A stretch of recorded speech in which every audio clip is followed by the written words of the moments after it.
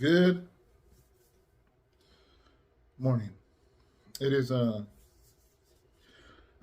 Wednesday night for us, Thursday morning for you guys, and here I am at the church in my office, and Sharon is doing some stuff. We just had Bible study. Sorry, I think I was a little crooked. And thought I'd knock out the devotional right now. Usually you see that Star Wars stuff behind me, but now I'm facing this way. Sorry, I just ate a Snicker bar. Man. So, we had an interesting Bible study, guys. We have been doing church history, and I think it's very important. And I'm sure if you guys are watching, you guys believe it's very important. And it is, to know. And not only to know how the church has come to be where it's at today, but to not repeat the things that were done then, mistakes. And you learn that by church history. I didn't want to, because I know it's not everybody's thing. I didn't want to spread out church history over 6 months. I don't want to do 6 months of church history, even though you can, because there's so much to learn about. At the same time, I wanted to make it informative enough to kind of get at least kind of an overview, kind of like just kind of passing over church history and just kind of looking and seeing, so you could at least recognize the direction where it was coming from, why the things are the way they are now, and just, I think, give some clarity. I think that's important. And I think, so I believe it's serving its purpose. I believe that it's going good, and people that are watching and attending here are liking it. And I think it piques their interest, as it should. I find this stuff fascinating. And for some, you might say, well, what's fascinating to me is the first few hundred years of Christianity. Some might like it all, or some might, right now we're talking about the Dark Ages or the Middle Ages. And I think there's nothing wrong with learning, learning. But we had a good attendance, people that came and participated in the prayer and the worship, and then the Bible study. So, man, I don't know if you guys remember, I told you guys I got some cowboy boots last Monday, not Monday 2 days ago, but the Monday prior. I feel like seriously promoting it, because had I known how comfortable these are, I would have probably worn cowboy boots a long time ago. Like, I always thought they were super uncomfortable. I had some as a kid. Those probably weren't very good cowboy boots, and they were the old style with the very hard leather bottom, like a dress shoe, And I just assumed that all boots are like that, but you know me, I want to learn about everything, and now I feel like a boot connoisseur, man. I found out some stuff, why these are so comfortable, and just for the sake of conversation, I'm going to break it down to you real quick. First of all, let me say this, Cholo Trucker, if you're watching this, happy late birthday, brother. I completely, Sharon had told me, and I forgot to text you because I was driving. I apologize, but you had a birthday a couple days ago. Happy birthday, man. Wish you nothing but the best, a great year, and many, many more years for you. So, anyways, I didn't know that there's different types of boots. I didn't know that they make, well, let me back up. Guys, it's not going to be a whole devotion on boots, I promise you. I'm going to get through it quick, but I just feel like I need to share, man. Like when you see a good movie, you want to tell everybody. When you find a good little burger spot, you want to tell everybody. You find a little ice cream shop, you want to tell everybody. Little coffee shop, a good book, you want to tell everybody. Well, I didn't know that years ago, maybe a decade ago, one of the marketers of Reebok wanted to bring in a line of cowboy boots because it's footwear. And they told the person, it was a woman, they're like, definitely not. So she really believed in it. She believed she can revolutionize the cowboy boot and make it more marketable and bigger. So she started this boot company called Ariat. Not sure how to say it yet. And she wanted to make a boot as comfortable as a sneaker. Is that crazy? So she created those boots, I think back 10 years ago, maybe 12 years ago. Now, other companies make them now. And that's what I ended up buying without realizing it. Not an Ariat, but a boot in that style because they became a thing. And ever since then, apparently boots have become very popular, obviously because they're comfortable. Because I think a lot of guys think they're cool. We grew up watching cowboy movies. Some of you watch Yellowstone. But even before that, I remember watching Walking Dead and seeing Rick Grimes wearing them. I always thought they were cool, always thought they were super uncomfortable. Uh, so that revolutionized the boot. They call them like hybrids. That's what the lady at Boot Barn called them. But the bottom sole of the shoe feels like tennis shoes, or like at the worst, a work boot, a very, very comfortable work boot. And yeah, that's my 2 cents, guys. I don't know what you're waiting for. But I got the square toe, so that way my toes aren't squeezed in. So it's a square toe um, work boot. So you could tell because the bottom of it is rubber. It's not that hard like old school boots. So I'm now on day 9, wearing these every day. And sometimes I'm at a store, I feel weird because I feel like I went to the store with slippers on. Seriously, that comfortable. There it is. There's my little promotion. Hopefully, maybe they'll give me a sponsorship. I'm gonna talk about the word. um, you know how I started the Bible college, and we had our first class last week, and I really wanted to give you the basis of what it is this course is teaching, because even if you never take this course, this right here, if you apply this in your Christian life, it will change your whole life. And now, mind you, if you take the Bible course, it's going to teach you deeper and more, but basically it's called the 4 keys to hearing God's voice. And the premise of it is that a lot of times we think God doesn't speak anymore, that we already have the Bible, he's already spoken.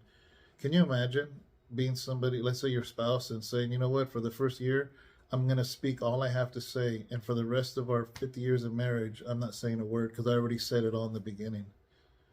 That's kind of a ridiculous thought, to think that God is completely silent today.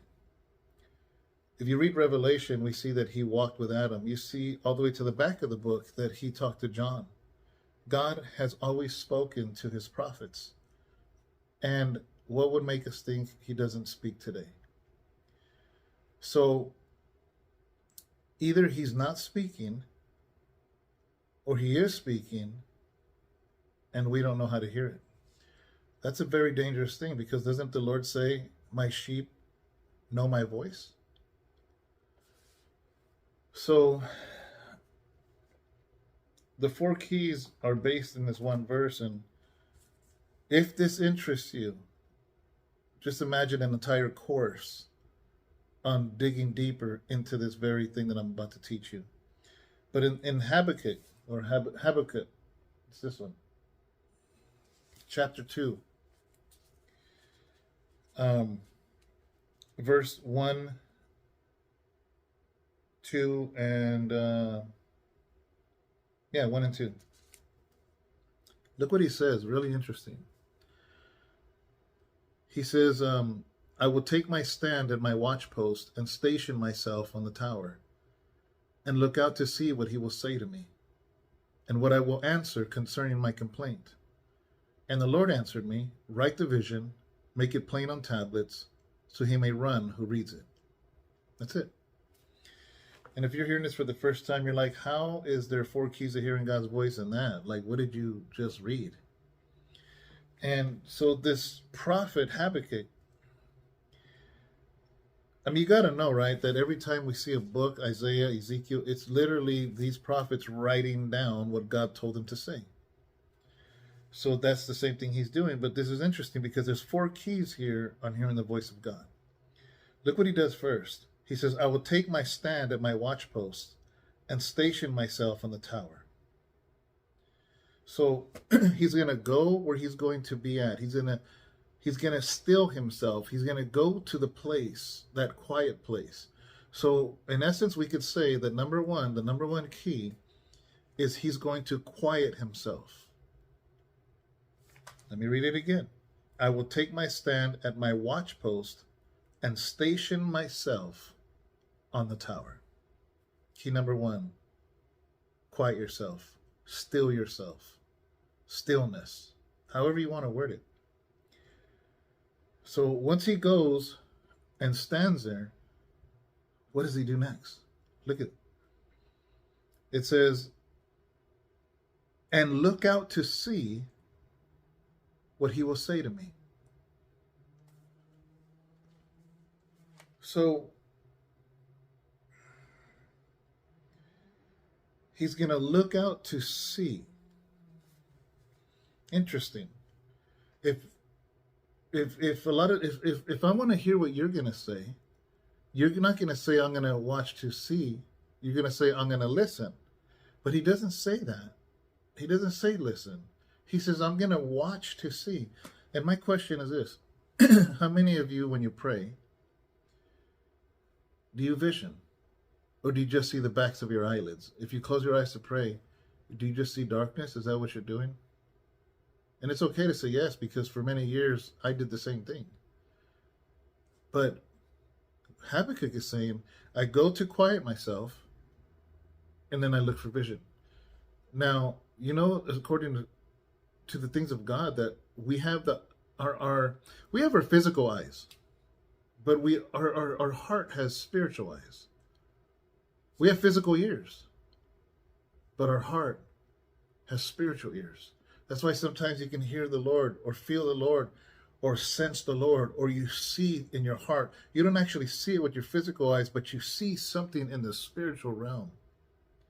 You know what you're doing is you're seeing vision. So that's key number 2.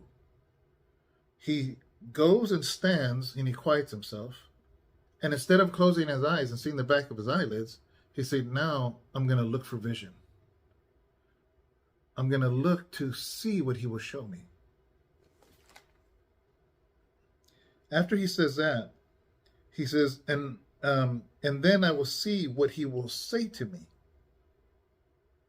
So I'm going to stand still, envision, and then I'm going to see what he says. Have you ever, like, you're asleep or you're driving or you're there, and all of a sudden somebody you hadn't thought about, boom, pops in your head. And all of a sudden you feel this urgency to pray for them, or you feel an urgency to call them or text them and say, hey, are you okay? Has that ever happened to you? Because it's happened to me. It's this spontaneous thought. You weren't thinking about it. You weren't even worrying about it. You hadn't even thought about that person for months, years, weeks, days. And all of a sudden, they pop in your head spontaneously. You know, so Habakkuk goes and stands still, opens the eyes of his heart to envision, and then he's listening to see what will light in his heart, what will light in his mind, what will come as a spontaneous flow, not a premeditated thought, not like, it's just like this thought, this spontaneity, this spontaneous thought, this moment. And that's key number 3. So Habakkuk goes and stands still, opens the eyes of his heart to vision, and he listens for a spontaneous voice. Not trying to conjure up words, not trying to force words out of God, but just quieting yourself, open the eyes of your heart for vision, and hearing what he's going to say as a spontaneous flow. That's key number 3. And then we go to the last key. It says, and the Lord answered me. Well, I'm going to go back. And let me read the whole thing. I will take my stand at my watchpost and station myself in the tower and look out to see what he will say to me and what I will answer concerning my complaint. Here's the part, key 4. And the Lord answered, write the vision, make it plain on tablets, so he may run who reads it. What did he tell him to do? Write it down. Write it down. This Bible is full of people that wrote it down. They wrote down what God said and what God gave them a vision for as they stood still. This entire book is a complete proof of hearing the voice of God.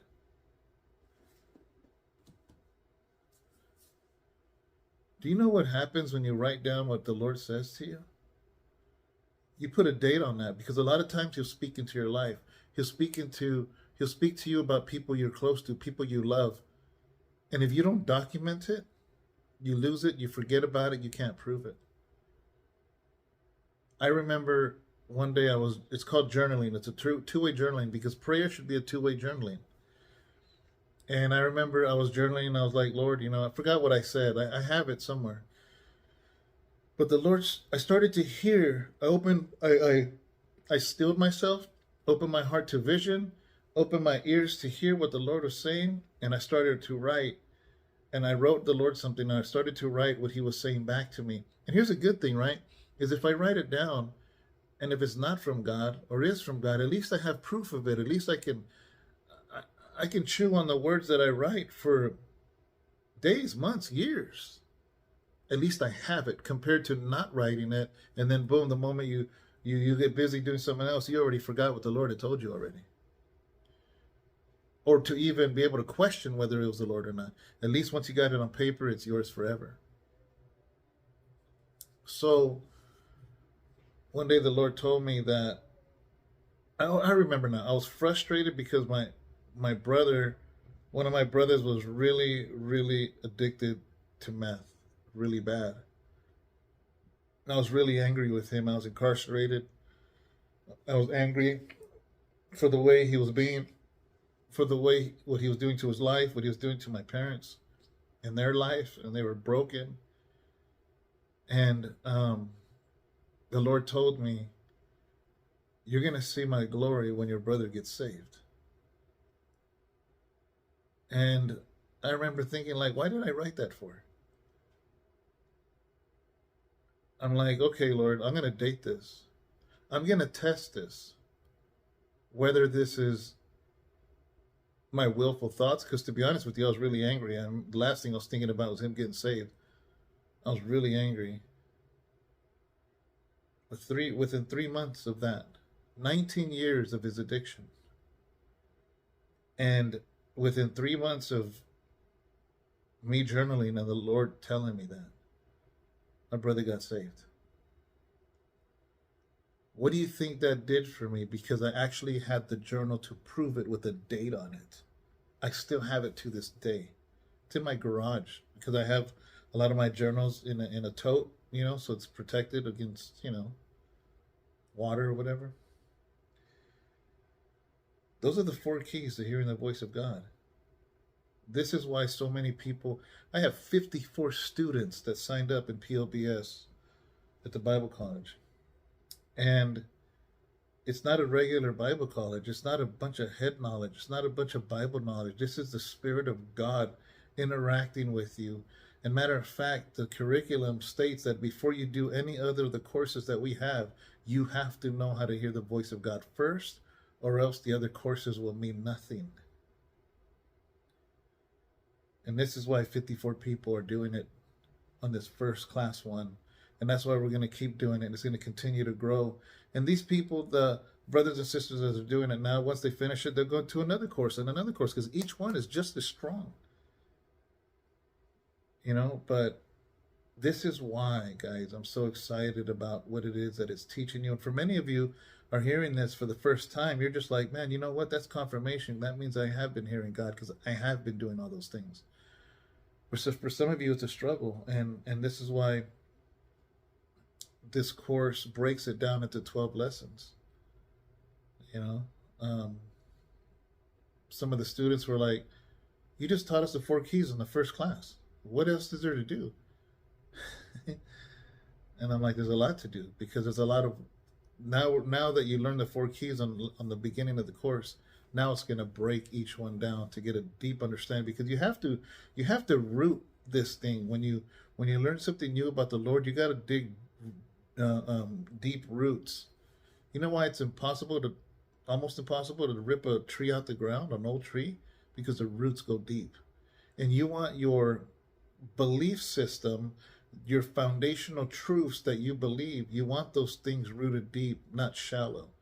So right now, that just sprouted a seed into some of you, but it's shallow. And the enemy can come and rip that, what I just taught you in the last 20 minutes, just rip it right out. And that's why when you learn it, and that's why the people that are taking the courses, because what I want in the 12 weeks is to make sure those roots are so deep that it can't be disrupted. Because this course changed my life on how I minister, how I teach, how I preach, how I do everything, and I didn't want to do one more devotional without explaining the Bible college to you. I think it's important. And I'm not saying you got to sign up for the Bible college, but at the very least, I wanted you to hear the 4 keys, guys, because it's important. This is important for your walk, and, but that's it. That's all I wanted to share with you guys. I'll be seeing you guys tomorrow. Pray you have a blessed day, that you continue to dig into the Word and read your Bible and fellowship and pray, and continue to serve God, continue to be a living example. Let your walk be louder than your talk. So with that, guys, God bless you. Thank you so much. See you later.